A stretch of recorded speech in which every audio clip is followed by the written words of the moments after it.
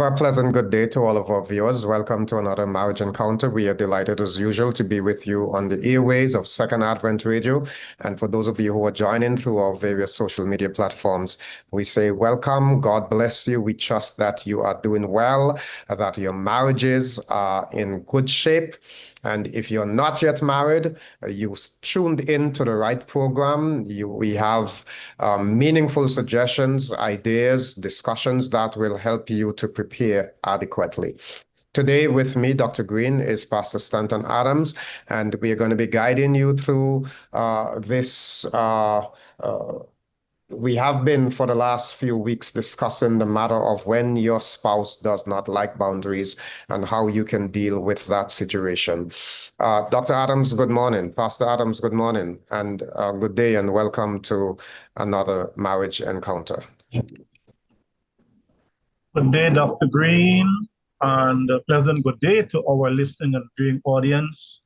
We are always delighted to have you, and we are giving this special time allotment and commitment because we just want to share valuable information that will be of a benefit and a blessing to you and your family as you experience growth and fulfillment in your marriage. Well, Pastor, would you lead us in a word of prayer? Certainly. Father, we just thank you again today that we can be able to share once again with our viewing, listening audience on this Marriage Encounter program. And what a blessing it has been to many people. We just pray, God, again for your counsel and guidance and wisdom as we continue to discuss this very important topic for Christ's sake. Amen. Last week, we spoke about loving your spouse. I suppose the average married couple will say, well, I love my spouse all the time. Loving your spouse, we discovered last week, Pastor Adams, is not just about uttering the word. It is about allowing your spouse to know that he or she is truly appreciated. You want that to be foremost in your discussion. And we're talking in the context, of course, of a spouse who does not like boundaries. So we are not talking about a situation that is perfect. Your spouse does not like boundaries. You have an issue. You're concerned. There is a particular challenge to the relationship at this moment. And we are saying that as you address that issue, your spouse must know that you love him, that you love her accordingly. And you ought to make an effort to communicate that love to your spouse. Yes, because you see, as we said last week also, the writers have used different terminology, but it's amongst the same thing as humans. I think you were making the point that the person wants to feel, the spouse wants to feel close to you. I'm not feeling close to you anymore. And as human beings, that is the American, well, not just the American, but the late British psychiatrist, John Bowlby. He developed this attachment theory and bonding, and this happens in the family setting, a husband and wife bonding, a parent-child bonding, sibling bonding. So anything that is going to affect this attachment, this bonding, could be problematic.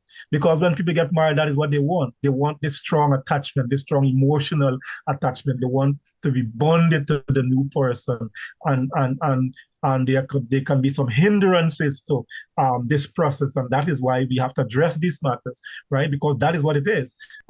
We really want to have that attachment, that bonding, that we can develop the kind of intimacy and growth in intimacy that every marriage, every family would require. And so this is so crucial that we have in this conversation.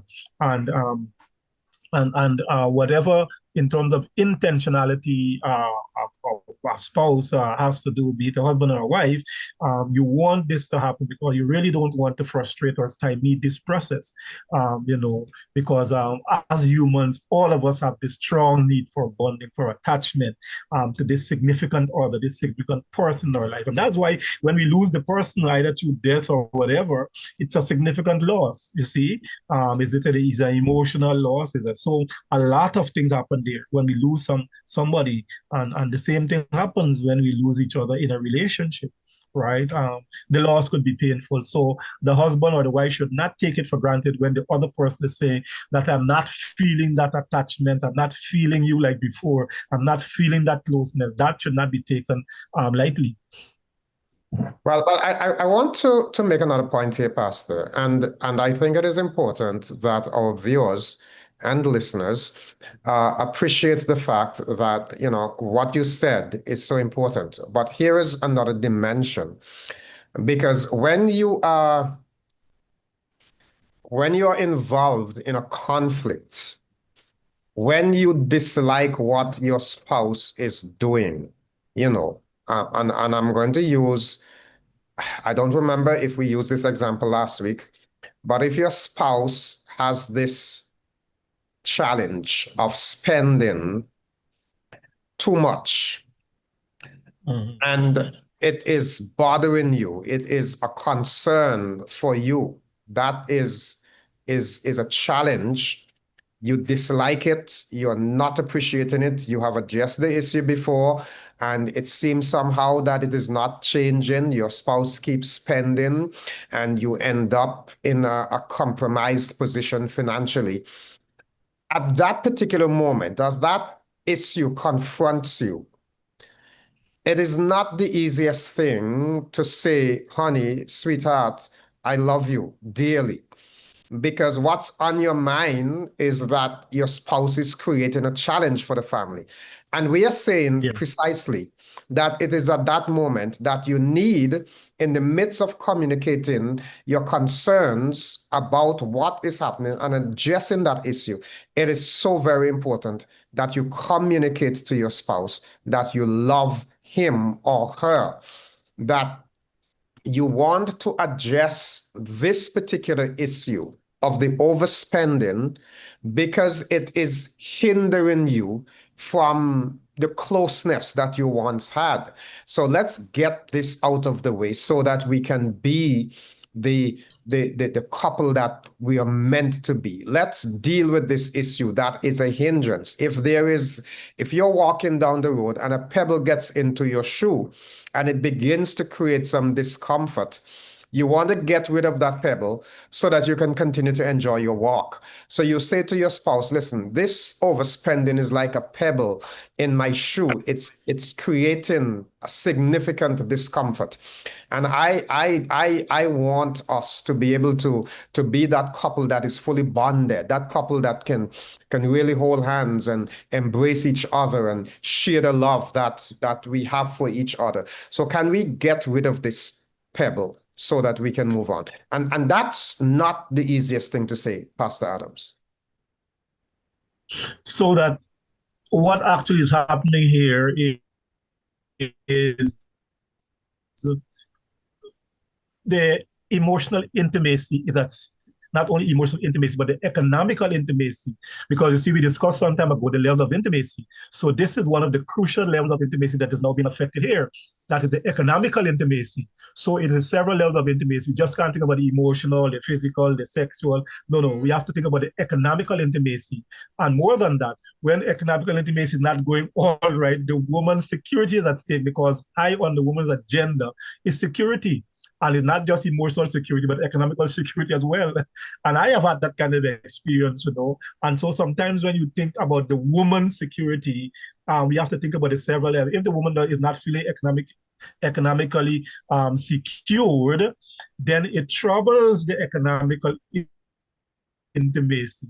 And we're saying that couples should have that as part of their goals, to be sure that they are growing in economical intimacy as well. So if one person feels distant because they're left out, or somebody's making some autonomous decisions and putting the family in this stress, this economic stress and worry, then yes, the person has a right to call for us to have a conversation and to deal with this, because you're not economically intimate anymore. And it is several levels of intimacy, and all of them must be functioning to make the marriage intimate, as a total intimacy, right? So it is so crucial. I think you are introducing a very crucial point there. Well, actually, we did address this sometime in the past. when we highlighted the fact that intimacy happens across several landscapes. And so we don't just Mm-hmm. think about intimacy as the sexual connection, not, or the emotional connection for that matter. We think about Right. intimacy across several landscapes. So you want intellectual intimacy, Yes. you want economic intimacy, you want aesthetic intimacy. You Yes. want to be together in several areas so that Yeah. when one is not where it ought to be, it does create some degree of imbalance, and that is important. Yes. So the fact that you have to address that, but at the same time communicating love to your spouse is important. And I'm Mm-hmm. emphasizing this because if you try, well, maybe not try, but if in your attempt to solve the problem, you end up pushing your spouse away, that is not going to help the situation at all. So you want to be tender, you want to be gentle, you want your spouse to know that you love him or you love her. You want to be able to say, listen, you mean a lot to me. I'm not in any way seeking to push you away. I want you close to me. It is important that you are right there for me. You want to be able to appreciate and respond to to to the individual that you fell in love with so many years ago. And you want to say to that individual, I still see that spark. I still feel that longing to be with you. So let's work on it together so that we can be a couple that, and to use your term, that experience intimacy across several landscape. We can be a couple that Yes. experiences the intimacy across several landscapes, and Yes. hence really live a fulfilled life. Mm-hmm.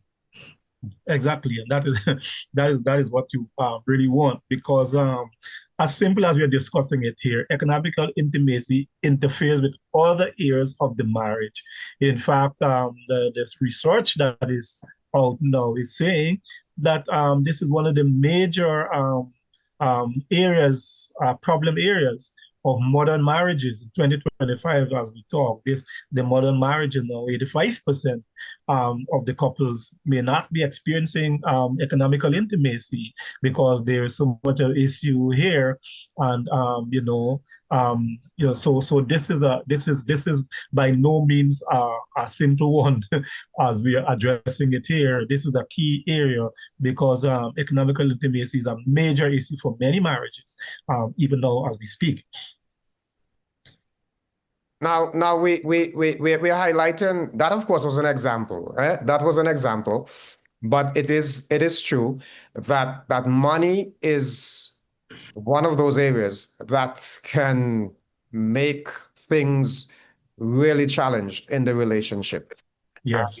And you may have a situation where the one spouse is accustomed from his or her family of origin to have plenty.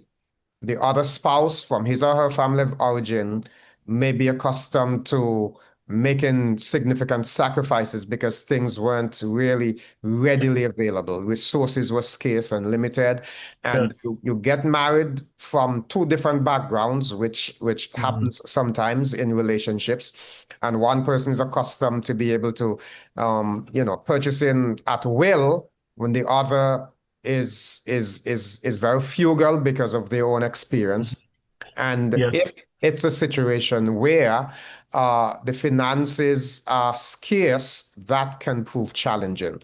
And these are Mhm. areas that need to be addressed. In fact, again, I go back to the issue of premarital preparation. One needs to give attention to these kinds of issues, your economic strength, and how you are going to go about navigating the path in your marriage towards that Mhm. financial intimacy.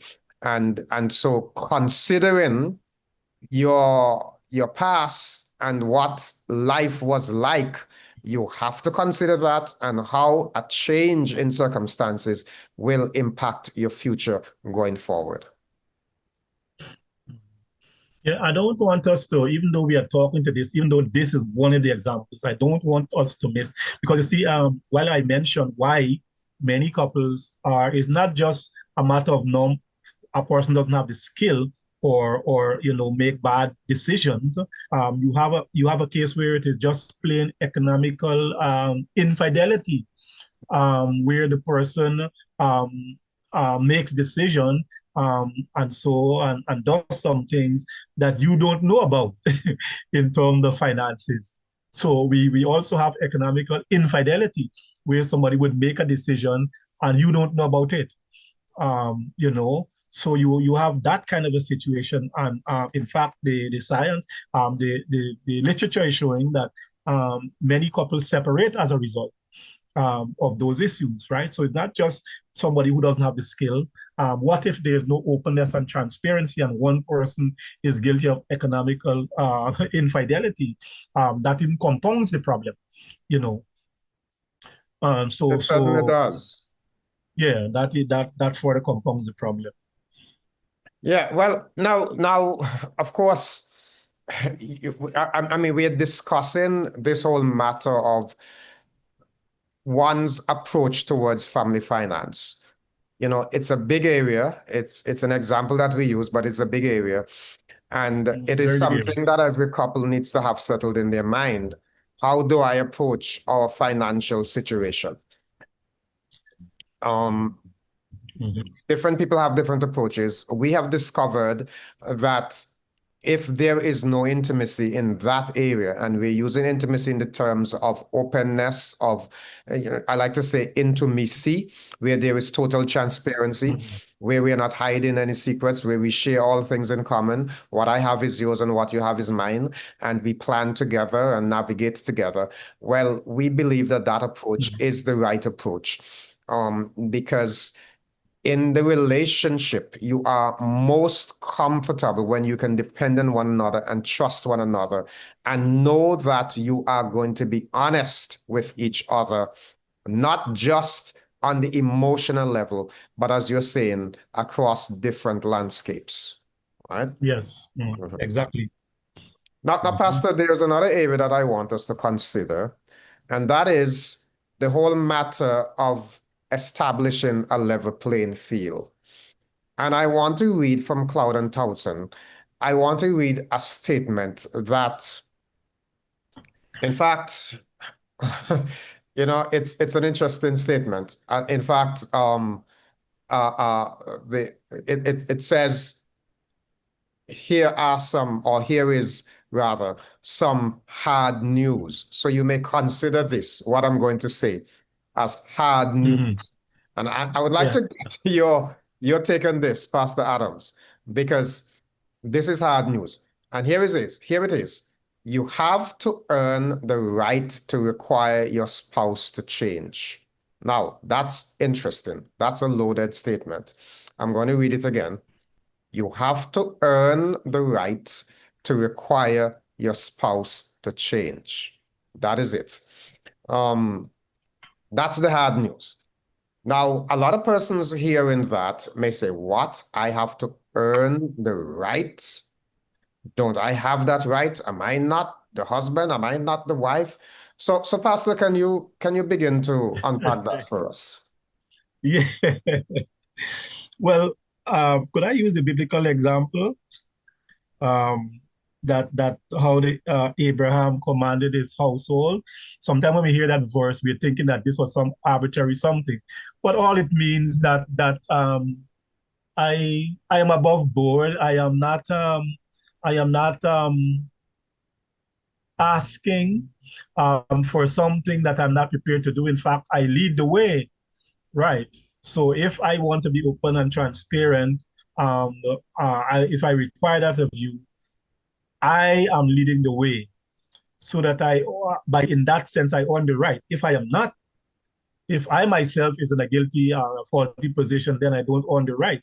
But I own the right by doing, um, and walking the walk, and doing exactly what I'm supposed to do. be it in this matter of how we manage our time, how we manage whatever else we're looking at there. I have led the way. I am leading by example. I have made the effort. I have made the adjustment. I am doing this, right? So I'm not asking for something that I am not doing. I am prepared to lead. I'm even prepared to evaluate myself.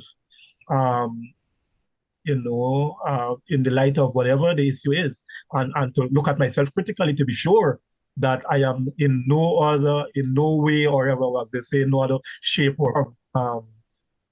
So I am not a part of the problem. I can say that with confidence, and therefore, even though I am not a part of the problem, I am willing for us to bring a solution to the problem, right? So that is what it is. I must be above board. Um, I'm not asking or even though I don't want to use the term demanding. I'm not asking for something that I am myself not doing or prepared to practice, right? And that's why we say practice what you preach. In fact, there's a love ballad song that says that practice what you preach, right? Um, so yes. Well, certainly, and the opposite, I think, will illustrate the point. If I am mean and vindictive, that is going to interfere with my spouse's ability to really relate to me in an open and fair way. Mm, So I must you use the term I must be above board, that's almost mm, like saying you must be above reproach. The Bible used that term in referring to the elder. The elder must be above reproach. Well, as a mm, spouse, you are a leader in your house and you should be above reproach. You should not be contributing to the problem. You don't want to be a part of the problem. You want to be a part of the solution. solution to the problem. So, yeah, so you want to therefore live and practice the principles of marital faithfulness. You want to engender camaraderie, communion, fellowship. You want to be able to function in a way that you encourage. I want to underline that word. You encourage, you invite your spouse to turn towards you. Because when your spouse does that, your spouse is met with favor, with kindness, with compassion, and you therefore create the atmosphere where it is easy to practice love. I don't know that I can say it any better than that, right? If the Mm, atmosphere is not good, then it becomes tensed. It becomes difficult to function. And individuals enjoy when the air is light. Individuals enjoy when there is a sense of acceptance, a sense of warmth, a sense of love. And if you can establish that by your attitude, by your disposition, then when your spouse falls out of boundary, it is easy for you to lovingly say, honey, you have crossed over. Let's get back in lane. And that's the idea behind creating a level playing field. mhm. Well, again, the 10 steps to conflict resolution, you're putting yourself yes, well, the hard news, right? How do I earn the right going back there? When we have an issue, the 10 steps that I use in conflict resolution when I am dealing with that situation with a couple, or even when I'm doing that, I present that in the counseling session.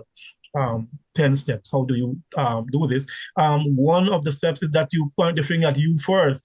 Is there any way that I am contributing or I have contributed to this problem? I'm trying to see if I am above board. I'm not pretending, I'm not presenting myself as a perfect person to say that I'm better than you, but I just want to be sure that I am not actively contributing to the problem at hand. And so I have to, I'm not judging you, I'm looking at me first. I'm pointing the finger at myself to see, I must ask myself that hard question. Am I contributing or did I in any way contribute to this problem? It can be generally, no, I am not with it. It can, yes, I've contributed this way or that way. And if that's the case, I will take responsibility and say, well, I have contributed to this problem in XYZ ways, and I am willing to make this change, this adjustment now. I am leading the way by saying that and doing that. right? Not just saying that I'm Certainly. leading the way by saying and doing that, right? Certainly. I like that. You are doing some introspection. You are examining yourself to see whether indeed you are above board, whether you need to Yes. make some adjustments, whether you are representing the high ideals of the married partner that you want to be. And so that self-examination is so very important. But Pastor, I think we're going to have to wrap it up here. I believe our time is about expiring. We're going to continue this matter of creating a level playing field next week. Marriage Encounter is here to provide solutions, to provide guidance. And so if you are blessed by what we have been sharing, if you have been encouraged by what we have been sharing, if you have questions that you want answered, please address them to us. We would be delighted to respond. It's Marriage Encounter at slcadventist.org.